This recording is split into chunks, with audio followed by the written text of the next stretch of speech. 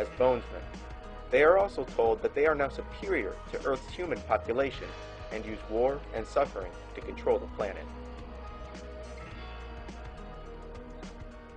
Many terms that I believe are really just alternative names of this transformation and its recipients are the reborn, the black flame, those who have risen, the resurrected, assuming God form, self-deification, the black pilgrimage, the oath, the dragon body, the initiated, the vampire, the warlock, the witch, the druid, and of course, the Jedi. This conversion usually happens within large structures like pyramids and on ley lines. The book, The Fingerprints of the Gods, not only speaks of a more ancient Egypt, but how the pyramids were used to turn men into gods. The Masons and the Illuminati have long used the phoenix in their symbolism. This is because the phoenix is a symbol of death and rebirth. In 1993's Warlock, the Armageddon, this ritual is blatantly revealed as the main character, Kenny Travis, is deliberately killed by his father so that he may be brought back to life, possessing magical powers. 2 days ago, my dad shot me. Dead. And then he brought me back to life, so now I'm like this walking zombie. Like the phoenix rising from the ashes, the warrior rises from his own death. Then, his girlfriend and daughter of the town preacher insist on undergoing the same ritual so that she may fight at his side with similar abilities. I do. I have to be reborn. There's only one way. I know. Daddy, you have to help me.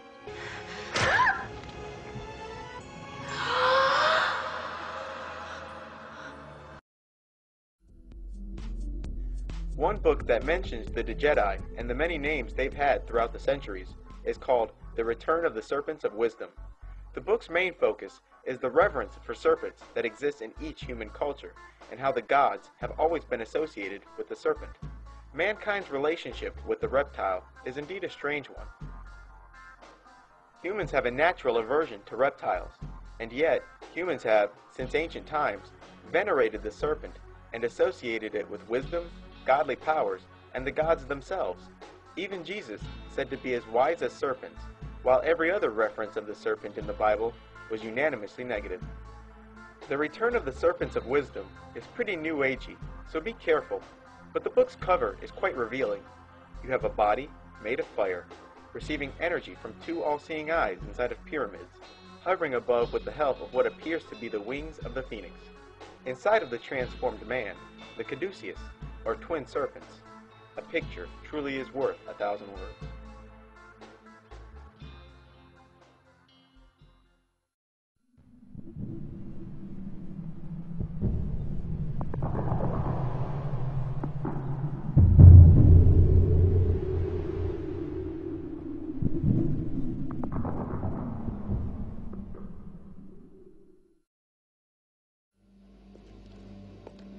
But here's another picture that's worth 1,000 words. It's a card from Steve Jackson's card game, Illuminati, the Game of Conspiracy. The card's name is Unmasked, and the caption below reads, "There is a secret of our cabal that even you of the 12th circle have not known until now." Now, to understand the magnitude of this card, you need a bit of context.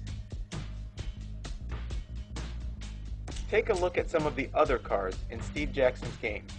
This card game, whose final goal is world domination, was created by an admitted magician named Steve Jackson. In 1990, Steve Jackson's company was raided by the Secret Service, and 3 years later, he would create a website hosting company called Illuminati Online.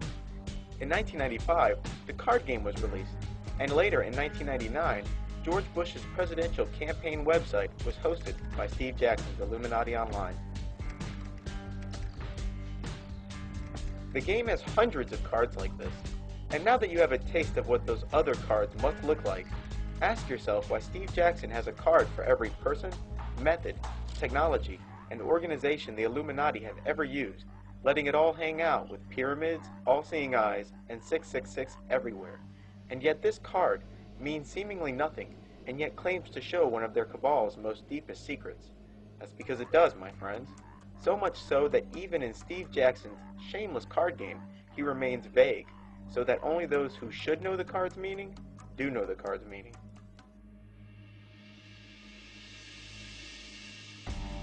Another movie that talks about the Jedi, and even in the correct context, is The Men Who Stare at Goats. This movie begins with the line, "There's more truth to this movie than you think," and it's right. The movie is about a journalist who picks up the scent of a story involving a disbanded group of psychic warriors who once worked for the army. He eventually comes to learn that the army did in fact attempt to create a unit of psychic soldiers who were capable of doing things such as using telepathy to stop the heart of a goat. This group, called the New Earth Army, was formed under what the military would call Project Jedi, and the individual soldiers were known as Jedi Warriors. According to the movie, a Jedi warrior has super abilities, such as being able to see with a blindfold, seeing extremely distant or hidden objects, and could even walk through walls.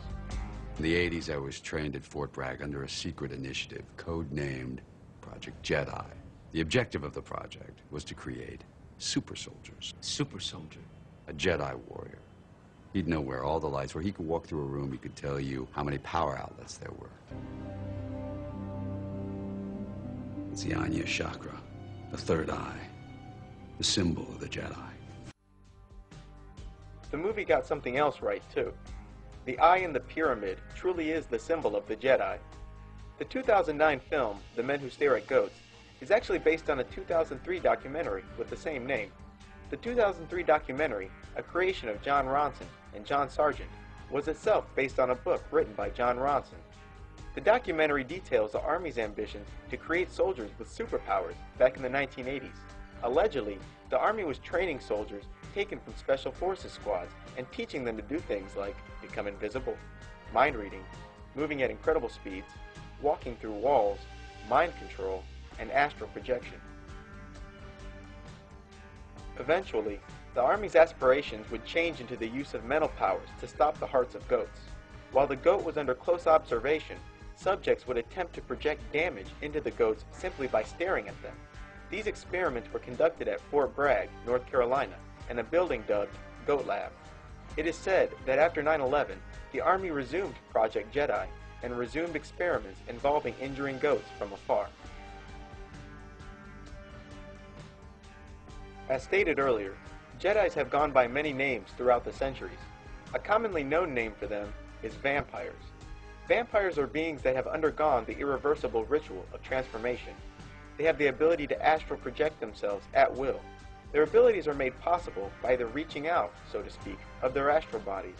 They are capable of seeing spirits and tearing out of their fleshly casing and sending their astral bodies to distant places while their material body lies idle on the floor.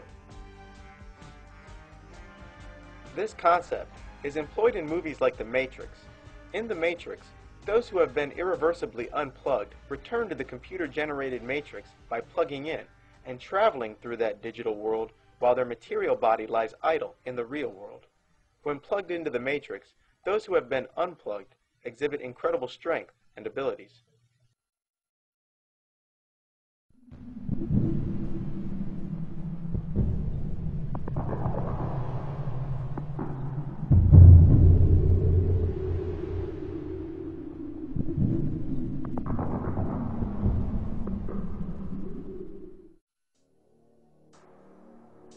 That brings us to Avatar.